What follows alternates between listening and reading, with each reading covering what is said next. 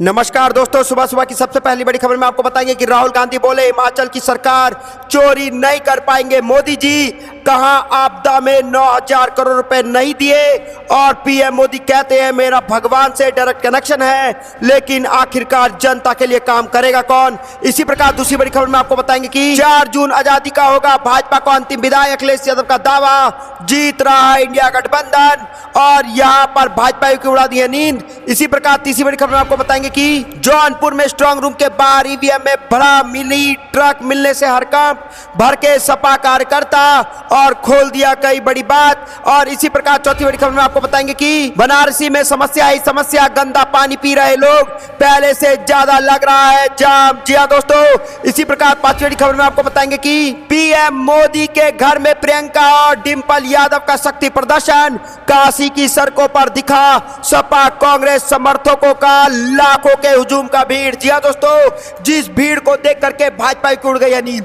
तो दोस्तों आपको क्या लगता है आपकी बार 4 जून को किसकी सरकार बनने जा रही है, इंडिया वर्सेस एनडीए? कमेंट जरूर बताएगा। इस वीडियो को लाइक, चैनल को सब्सक्राइब करके रख लीजिए और कमेंट में जय हिंद जरूर लिखिएगा।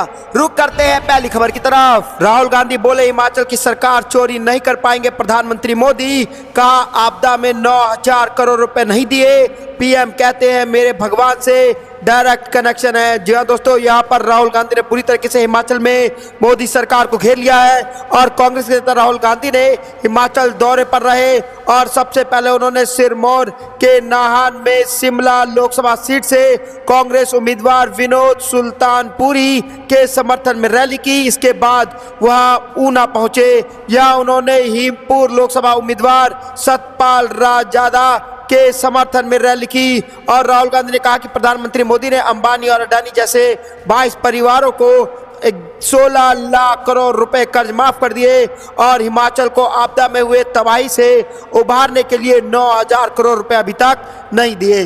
22,000 परिवार आपदा में प्रभावित हुआ था और हिमाचल के सेब का पैसा अडानी को पकड़ा दिया। प्रधानमंत्री ने उनकी परवाह नहीं की, 22 परिवार को अरबपति जरूर बनाया। 24 साल मनरेगा का पैसा प्रधानमंत्री ने 22 बड़े उद्योगपति घरानों को पकड़ा दिया और प्रधानमंत्री हिमाचल में आकर कह रहे हैं कि यहाँ भी सरकार चोरी करेंगे, लेकिन वह सरकार चोरी नहीं कर पाएंगे क्योंकि हिमाचल की जनता उनसे पहचान गई है। तो दोस्तों यहाँ पर राहुल गांधी ने साफ साफ कह दिया है कि मोदी को पहचान गई है हिमाचल की जनता और 22 परिवारों को करोड़पति अरबपति बना दिया प्रधानमंत्री मोदी ने। लेकिन यहाँ पर जब हिमाचल की जनता जो है वो इमरजेंसी के वक्त यहाँ पर जब आपदा आया था उसके वक्त उनको जो पैसा मिलना चाहिए था 9,000 करोड़ रुपए, वो तबाही के वक्त का अभी तक नहीं दिया है जिससे हिमाचल की जनता को उबारा जा सके। मोदी जी कहते हैं कि उनका भगवान से डायरेक्ट कनेक्शन है। यह बात सुनकर चश्मे ताली बजते हैं और कहते हैं वाह क्या बात कही है। जी हाँ दोस्तों, यहाँ पर बड़ी खबर कह दी है कि मोदी जी कहते हैं मेरे भगवान से डायरेक्ट कनेक्शन है, लेकिन जब जनता की बात करने की बात आती है, काम करने की बात आती है हिमाचल के लिए, तब उनके जेब से 1 रुपया नहीं निकलते हैं। तो दोस्तों आपको जो भी लगता है कमेंट जरूर बताएगा। वीडियो को लाइक जो करेगा रुक करता है अगली खबर की तरफ। वीडियो को लाइक जो करेगा रुक करता है अगली खबर की तरफ। जौनपुर में स्ट्रांग रूम के बाहर ईवीएम में भरी मिनी ट्रक मिलने से हड़कंप, भर के सपा कार्यकर्ता। जी हाँ दोस्तों, यहाँ पर बड़ी खबर आ रही है कि जौनपुर में मतदान समाप्त होने के बाद वीर बहादुर सिंह पूर्वांचल यूनिवर्सिटी में बने स्ट्रांग रूम में उस समय हड़कंप मच गया जब ईवीएम से भरा एक मिनी ट्रक यहाँ पहुंचा। मौके पर मौजूदा सपा उम्मीदवार बाबू सिंह कुशवाहा के समर्थकों ने ट्रक को रोका और पूछताछ शुरू की। ट्रक पर सवार ड्राइवर और अधिकारी ने बताया कि यह रिजर्व ईवीएम है जो वोटिंग के दौरान खराब होने के बाद बदली जाती है और गलती से यहाँ आ गई है। देखते ही देखते मौके पर सपा कार्यकर्ताओं का जमावड़ा लग गया और मौके पर डीएम, एसपी सहित अन्य अधिकारी पहुंचे। सपा कार्यकर्ताओं का कहना था कि ईवीएम मशीन को जिस तरह से बिना जांच पड़ताल के मिनी ट्रक के जरिए यहाँ लाया गया, उसे यह संदेह पैदा होता है कि वोटों की गिनती के दौरान कुछ गड़बड़ी करने का प्रयास किया जा रहा है। तो दोस्तों यहाँ पर सपा उम्मीदवार बबलू सिंह कुशवाहा ने बताया कि रात लगभग 10 से 11 बजे के आसपास मिनी ट्रक बदलापुर की तरफ से आया। वह फिरोजबाद नंबर की गाड़ी है, इसे बड़ी सावधानी के साथ लगाया गया और पार्टी के साथियों ने गाड़ी को देखा तो उनका पीछा किया। जब गाड़ी रुकी तो पूछा यह गाड़ी कहां से आ रही है और इनमें क्या है, तो जवाब मिला नहीं मिला और एक पुलिसकर्मी भी साथ में था। तो दोस्तों यहाँ पर बड़ी खबर आ रही है और मच चुका हड़कंप, क्योंकि जौनपुर में स्ट्रांग रूम के बाहर ईवीएम में भरा मिनी ट्रक मिलने से मच गया हड़कंप और भर के सपा कार्यकर्ता जहां पे मौजूदगी में एसडीएम और यहाँ पर डीएम सब आए। लेकिन दोस्तों प्रश्न वही है कि आखिरकार ये गलती से स्ट्रांग रूम के बाहर ईवीएम पहुंचे कैसे और आखिरकार क्या मंशा थी इस ईवीएम से?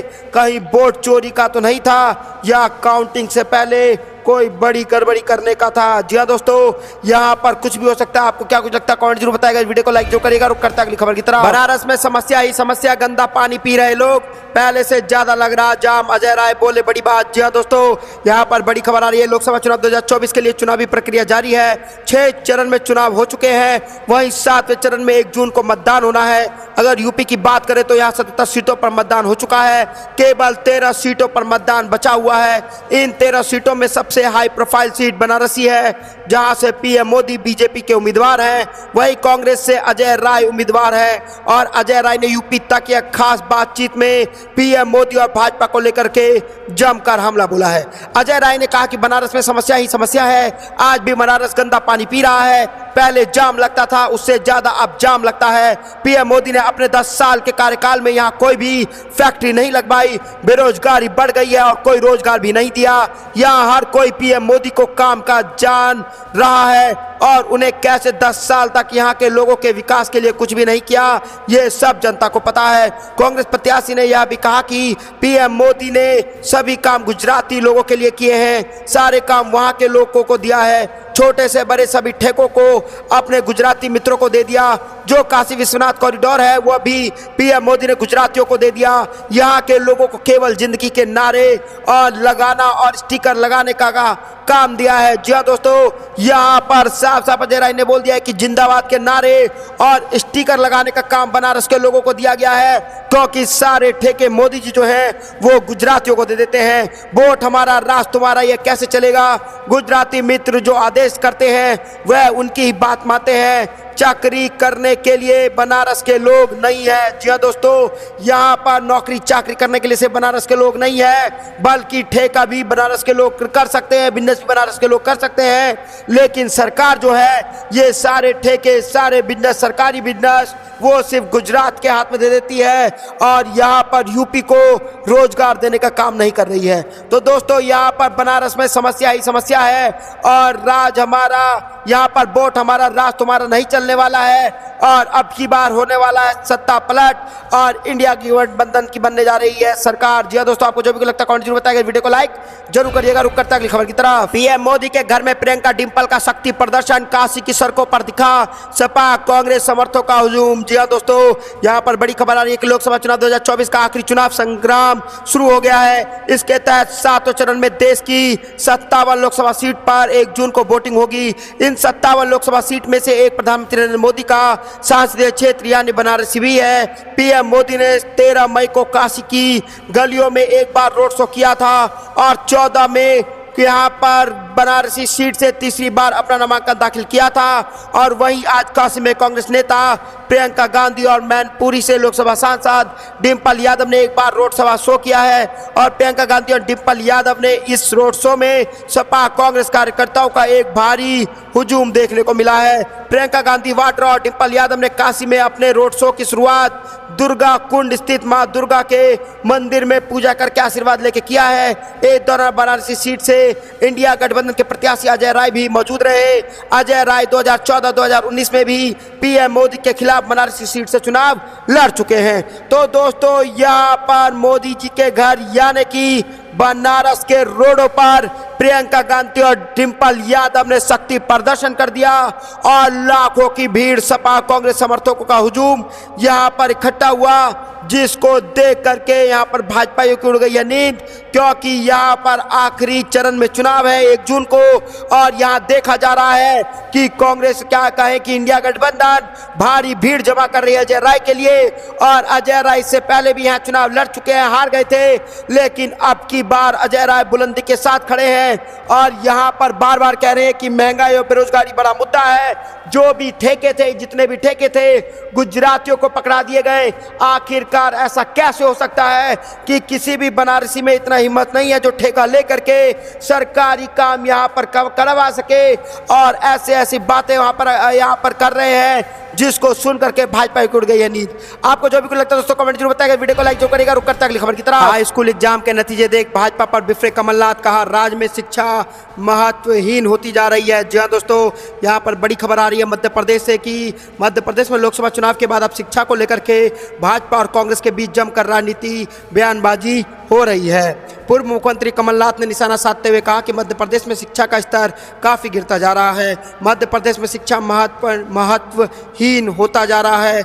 यही वह वजह है जहां हाई स्कूल का परीक्षा परिणाम निराशाजनक आया है। मध्य प्रदेश में हाई स्कूल का परीक्षा परिणाम 58% के आसपास आया है। इसे लेकर के पूर्व मुख्यमंत्री कमलनाथ ने मध्य प्रदेश के भाजपा सरकार पर निशाना साधा है। पूर्व मुख्यमंत्री कमलनाथ ने कहा कि केरल में जहां 99% से ज़्यादा परीक्षा परिणाम सामने आया है, वहीं मध्य प्रदेश की हालात बेहद खराब है। मध्य प्रदेश में 58% विद्यार्थी ही उत्तीर्ण हो पाए हैं। कमलनाथ ने कहा कि परीक्षा परिणाम अच्छा आने के पीछे केवल विद्यार्थियों की मेहनत ही नहीं बल्कि शिक्षा का स्तर भी उच्च होना जरूरी है। वर्तमान में जो शिक्षा का स्तर गिरता जा रहा है, इस वजह से परिणाम अपेक्षा के अनुरूप नहीं आ रहा है। पूर्व मुख्यमंत्री कमलनाथ के साथ साथ प्रदेश कांग्रेस कमेटी के अध्यक्ष जीतू पटवारी भी शिक्षा के श्रेय क्षेत्र में भाजपा सरकार को घेर चुके हैं। उन्होंने भी निराशाजनक परीक्षा परिणाम को लेकर के सरकार पर तीखा हमला बोला है। तो दोस्तों, यहाँ पर अब मध्य प्रदेश से बड़ी खबर आ रही है, जहाँ लोकसभा चुनाव मध्य प्रदेश में खत्म हो चुका है और यहाँ पर सिर्फ पूरे देश में एक चरण 7वां चरण चुनाव करा गया है।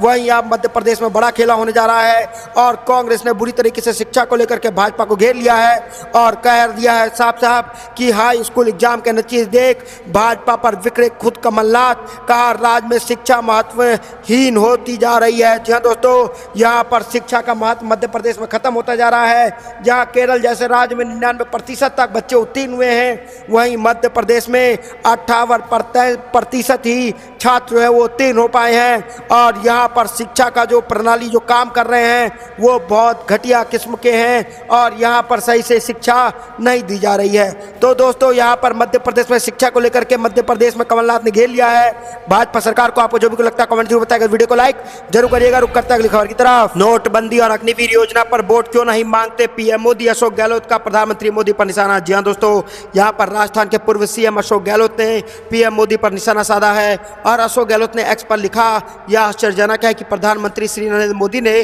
पूरे चुनाव में असल मुद्दों जैसे महंगाई, बेरोजगारी, आर्थिक असमानता पर आधारित यहाँ पर कैंपेन नहीं किया। मोदी जी इस चुनाव में अपने 10 साल की तथा कथित उपलब्धियों जैसे नोटबंदी, जीएसटी, अग्निवीर, कृषि कानून, पीएसयू के निजीकरण, सरकारी तानाशाही का विरोध करने वाले पत्रकारों और छात्र नेताओं पर एनएसए, पेट्रोल डीजल 100 रुपये पार, गैस सिलेंडर 1100 रुपये पार और बैंक लोन की ईएमआई बढ़ाने आदि के नाम पर कैंप करना चाहिए।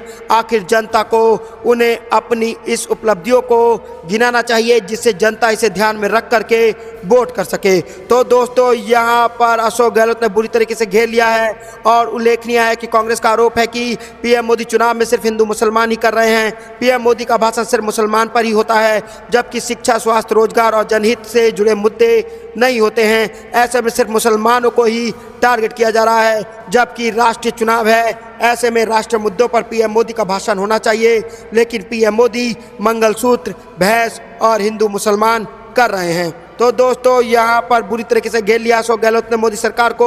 और हम आपको बता दें कि इससे पहले अशोक गहलोत ने भाजपा पर शामिल होने वाले कांग्रेस के नेताओं पर जमकर निशाना साधा था।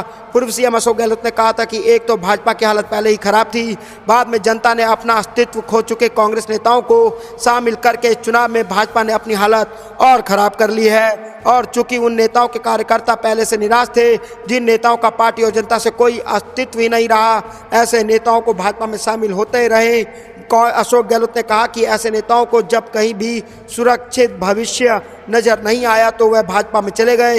हालांकि वह डूबे कैटेगरी में नेता हैं। तो दोस्तों यहाँ पर डूबे कैटेगरी के जितने भी नेता थे कांग्रेस में, वो सब कांग्रेस को छोड़ छोड़ के भाजपा में जा रहे हैं, जिनका अस्तित्व खत्म हो चुका है। आपको जो भी लगता है दोस्तों कमेंट जरूर बताएगा, वीडियो को लाइक जो करेगा। रुक करते अगली खबर की तरफ। तेजस्वी यादव ने पीएम मोदी को लेकर के जताई चिंता, खुला पत्र लिखकर दे दी 5 चुनौती। जी हां दोस्तों, यहाँ पर बड़ी खबर आ रही है कि नेता प्रतिपक्ष तेजस्वी यादव ने पीएम मोदी नरेंद्र मोदी के बिहार दौरे पर चिंता जताई है। उन्होंने सोशल मीडिया पर खुला पत्र लिखकर पीएम मोदी को 5 चुनौती दी। इसमें देश में जातीय जनगणना, आरक्षण का दायरा 75% और प्राइवेट सेक्टर में आरक्षण, बिहार को विशेष राज्य का दर्जा और मुसलमान समुदाय की जातियों को आरक्षण देने जैसे मुद्दे गिनवाए। तेजस्वी यादव ने कहा कि चुनाव मौसम में ही आप बिहार आते हैं, कल आप फिर बिहार आए और एक बार फिर आपने सभी लोगों को भ्रमित करने की असफल कोशिश की, लेकिन ये बिहार की जनता है, सब जानती है। तेजस्वी यादव ने आगे लिखा कि मैं आपके समक्ष कुछ बातें रखना चाहता हूं। प्रधानमंत्री जी, आपको याद होगा कि बिहार में हम सब अगस्त 2021 में आपके पास जातीय जनगणना की मांग लेकर के आए थे और आदरणीय नीतीश कुमार जी, जेडीयू समेत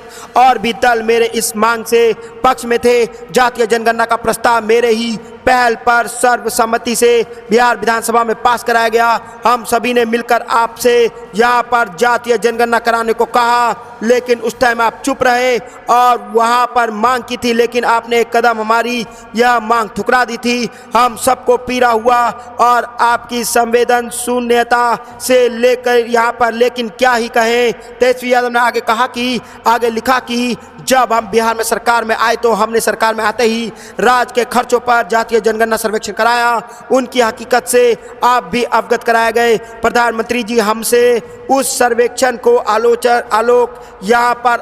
में आरक्षण का दायरा 75% तक बढ़ाया गया और आपसे बार बार गुजारिश करते रहे और हाथ जोड़कर मांग करते रहे कि आपको संविधान की 9वीं सूची में डालिए, लेकिन आपने ऐसा नहीं किया। प्रधानमंत्री जी मूलतः पिछड़ा और दलित विरोधी मानसिकता के हैं। आपने हमारी इस महत्वपूर्ण आग्रह, जिसके पक्ष में बहुजन स्वर था, पर आपने कोई विचार नहीं किया। 10 दिसंबर 2023 को पटना में आयोजित पूर्व क्षेत्रीय परिषद की बैठक में केंद्रीय गृह मंत्री ने भी इसकी मांग की थी, आप उसे पूछ सकते हैं। तो दोस्तों, यहाँ पर तेजस्वी यादव ने बुरी तरीके से घेर लिया है। मोदी सरकार को साफ साफ कह दिया है, जब भी चुनाव आता है वोट मांगने के लिए बिहार में आ जाते हैं, काम करने का समय होता है तो गायब हो जाते हैं। आखिर ऐसा क्यों? दोस्तों, आपको जो भी लगता है कमेंट जरूर बताएगा, वीडियो को लाइक जरूर करेगा। रुक करता अगली खबर की। सीएम शिंदे ने भी साजिश की अजीत पवार के प्रत्याशी ना मिले, संजय राउत का बड़ा दावा। जी दोस्तों, यहाँ पर महाराष्ट्र से बड़ी खबर आ रही है कि शिवसेना यूबीटी के नेता संजय राउत ने सीएम एकनाथ शिंदे पर गंभीर आरोप लगाया है। राउत ने दावा किया है कि सीएम शिंदे ने लोकसभा चुनाव में खूब पैसा खर्च किया है। उन्होंने हर विधानसभा क्षेत्र में कम से कम 20 से 30 करोड़ रुपए बांटे। संजय राउत ने कहा कि सीएम शिंदे और उनके मंत्र यहाँ पर तंत्र ने यह सुनिश्चित करने के लिए खास प्रयास किया कि डिप्टी सीएम अजीत पवार की पार्टी का कोई भी उम्मीदवार निर्वाचन ना हो पाए। संजय राउत ने आरोप लगाया कि लोगों ने पैसे लिए और भ्रष्टाचार के जरिए बनी सरकार ने आखिरकार लोगों को भ्रष्ट कर दिया है। राउत ने कहा कि विचारों पर चलने वाले महाराष्ट्र इस चुनाव में पैसों पर चला। आज किसी को इसके बारे में कुछ महसूस नहीं हुआ। मोदी शाह की राजनीति से महाराष्ट्र की यह दुर्गति हुई है, फिर भी महाराष्ट्र नहीं बिकेगा। मोदी शाह गठबंधन को कम से कम 32 सीटों का नुकसान होने जा रहा है। तो दोस्तों, यहाँ पर पैसों का प्रयोग हुआ है चुनाव में। संजय राउत ने ऐसा प्रश्न चिन्ह उठा दिया और साफ साफ कहा है कि करोड़ों रुपए यहाँ पर खर्च किए गए हैं ताकि इंडिया गठबंधन को रोका जा सके, लेकिन ऐसा होने वाला नहीं है। संजय राउत ने कहा कि इन लोगों ने महाराष्ट्र में पैसे का साम्राज्य खड़ा कर दिया है, वही महाराष्ट्र दिल्ली में इस साम्राज्य को उखाड़ फेंकेंगे। परिवर्तन निश्चित रूप से हो रहा है। ऐसा दिख रहा है कि पीएम मोदी का भाषा और व्यवहार का जोर फीका पड़ गया है। पुलवामा में जवानों के बलिदान के कारण मोदी ने 2019 का चुनाव जीता था। पीएम मोदी के उन्हीं जवानों की यहाँ पर 2024 का चुनाव हार रहे हैं। और यहाँ पर संजय राउत ने कहा कि उन सैनिकों की आत्मा भटक रही थी, उन्हें 4 जोर को मोक्ष मिलने जा रहा है। तो दोस्तों, यहाँ पर संजय राउत ने बड़ा खेल कर दिया और साफ साफ कह दिया है कि एनडीए ने पूरी ताकत लगाई है महाराष्ट्र में पैसे झोंकने की ताकि इंडिया गठबंधन ना जीत सके, लेकिन ये महाराष्ट्र की जनता, इसको पता है किसको वोट देना है, किसको वोट नहीं देना है। ये बिकने वाले नहीं है और ये एकजुट होकर इंडिया गठबंधन को जिताने जा रहे हैं और भाजपा की सरकार हारने जा रही है। दोस्तों, आपको जो भी लगता है कमेंट जरूर बताएगा। इस वीडियो को लाइक, चैनल को सब्सक्राइब करके रख लीजिए। जय हिंद, जय भारत।